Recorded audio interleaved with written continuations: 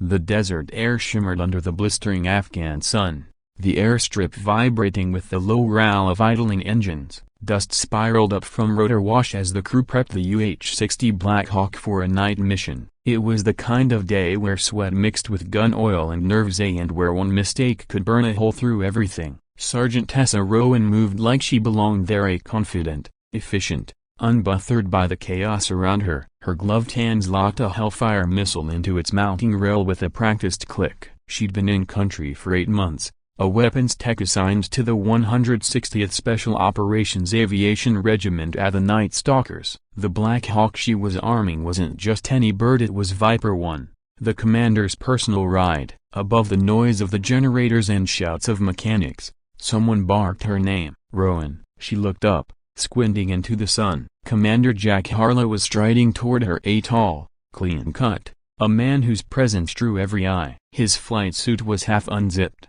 revealing the dark patch of his shirt beneath. His sleeves were rolled, showing the tan lines of someone who lived in the sky. "Sir," Tessa called back, giving a crisp salute before returning to the missile rack. Harlow stopped beside her. "You're double-checking the arming sequence?" "Yes, sir." "Ground safety's off, targeting relays cinched, all green on diagnostics." He gave a short nod, scanning the bird with a pilot's instinctive possessiveness. "Good. Intel says this op's going to be loud." Tessa smirked faintly. "Aren't they all, sir?" Harlow's lips twitched. "Touch a tilde copyright." For a moment, they both just stood there at the desert wind howling past them, rotor blades thudding in rhythm like an approaching storm. Then Harlow's gaze shifted, a flicker of something to her left wrist as she reached up to tighten a bolt on the launcher. A faint black curve of ink had slipped into view beneath her glove cuff. A tattoo. His brow furrowed just slightly at first.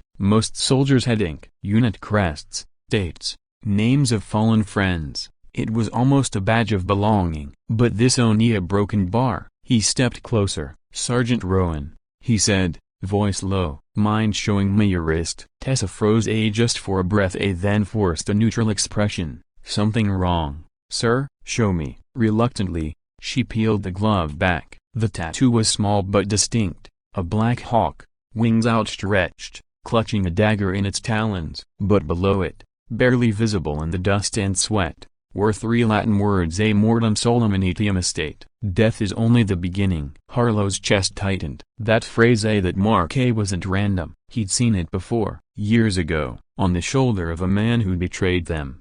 That memory slammed into him like a shockwave at the ambush in Kandahar. The explosion, the bodies. The traitor had been one of his own, a covert operative from a classified unit called Phantom Echo, burned by the CIA after a mission went sideways. Every surviving member had been killed or imprisoned. All except one, the leader, code-named Spectre. And the tattoo, that exact design had been his. Harlow took a step back, his hand unconsciously drifting toward the sidearm on his thigh. "Where did you get that tattoo?" Tessa blinked, realizing the tension radiating off him. "It's just a design, sir." "Got it years ago." "Answer the question." Her jaw tightened. "It's personal." The air between them felt electric, the distant hum of aircraft melting into silence. Harlow's voice dropped into command tone. "That's not just a tattoo, Sergeant. That's a mark from a ghost unit that shouldn't exist. I want an answer right now." Tessa's eyes flicked toward the hangar. 2 mechanics were watching. She lowered her voice. "Commander, I think we should take this somewhere else."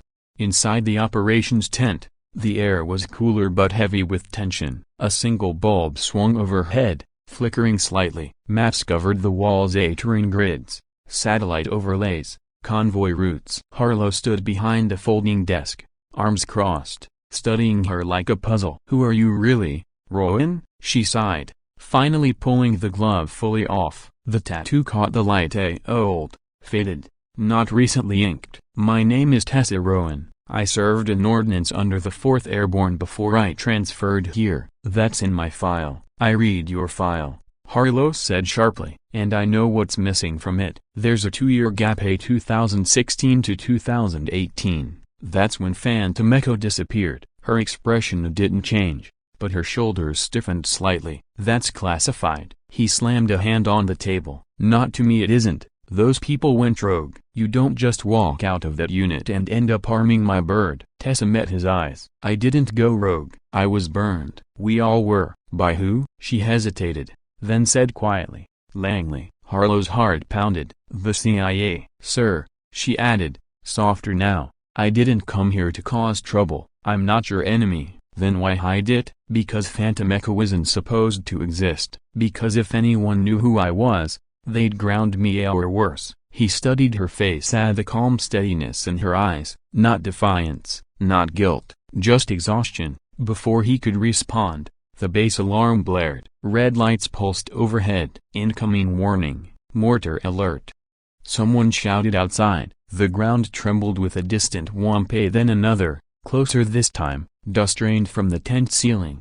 Get down, Harlow barked, pulling her to the floor as another blast rocked the perimeter. For 30 seconds, the base roared at the sound of chaos and survival, then silence. He looked at her. We need that bird ready. Now. Tessa nodded once. All business again. Yes, sir. Back on the tarmac, smoke drifted across the runway. The sun had dipped, painting everything in blood-orange light. Harlow sprinted alongside her toward Viper 1. Controls down, she said, shouting over the din. Comms offline. Manual ignition only. Can you arm it? I can arm it, fly it, and shoot it if I have to. He gave her a sharp look but didn't argue. Then do it. As she climbed into the belly of the bird, Tessa moved with terrifying precision, flipping switches, toggling safeties, running checks faster than any tech he'd ever seen. Every movement screamed experience, a combat experience. Harlow strapped in, scanning the horizon. Through the heat haze, he saw muzzle flashes on a distant ridge. Enemy mortar crew. Too far for small arms, too close for comfort. He keyed the internal mic. Rowan, how fast can we get in the air? 2 minutes. Make it 1. The engines roared to life. The rotors blurred. And just as the Black Hawk lifted off, a tracer round zipped past the windshield, close enough to burn the air. Tessa didn't flinch. Targeting online, she said, locking Hellfire. Harlow glanced over his shoulder. You've done this before. Let's just say old habits die hard, sir. He didn't reply, but as the missile streaked out and the ridge erupted in flame, he knew she wasn't lying.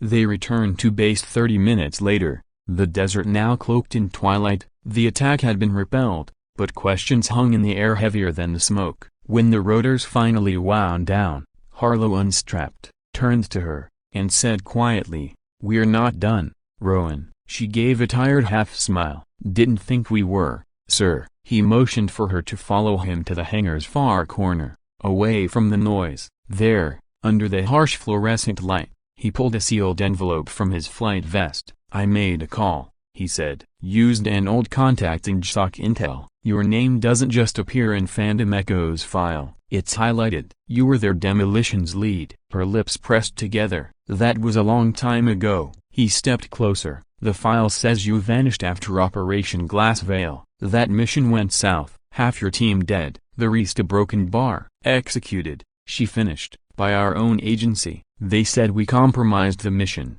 but we didn't. Someone higher up did and framed us to cover it." Harlow stared at her. "You're saying someone inside Langley betrayed you?" "I'm saying they buried us. And if you dig any deeper, they'll bury you too." Outside, thunder rolled across the mountains at the promise of a coming storm. He looked at her wrist again, at the Black Hawk and the words beneath it. "That tattoo," he said slowly. "You said it was personal. What does it mean to you?" She hesitated, then answered, "It's a reminder of who I was, a broken bar, and who I can't be again. And what if that past catches up to you?" She met his gaze. "Then I'll face it, but not until this war's done." Harlow nodded, a long, silent decision settling between them. "You saved lives tonight, Rowan. Whatever you did before, you earned your place here." For the first time, she looked almost relieved, but before she could reply, the tent flap burst open. A young corporal sprinted in, breathless. "Commander, you need to see this. It's urgent." Harlow followed him outside, Tessa close behind. A tablet screen was thrust into his hands. Grainy drone footage played. A convoy moving through the desert. At the front of the convoy, a jeep with a man in sunglasses and a scarf around his neck. The camera zoomed in, stabilizing just enough to capture his face. Harlow froze. It was Spectre, the man who betrayed Phantom Echo, the one who was supposed to be dead. Tessa's breath caught audibly. "That's impossible," she whispered. He died in Kandahar." "Apparently not," Harlow said grimly. "Intel says he's operating under a new alias and he's heading straight for this base." She turned toward him. "Then we need to stop him." He studied her carefully at the determination in her eyes. The soldier beneath the shadows. "You're not officially on the mission," he said. "Then make it unofficial." For a long moment, neither moved. The distant thunder grew louder. Finally, Harlow nodded. "Get your gear. We leave in 20.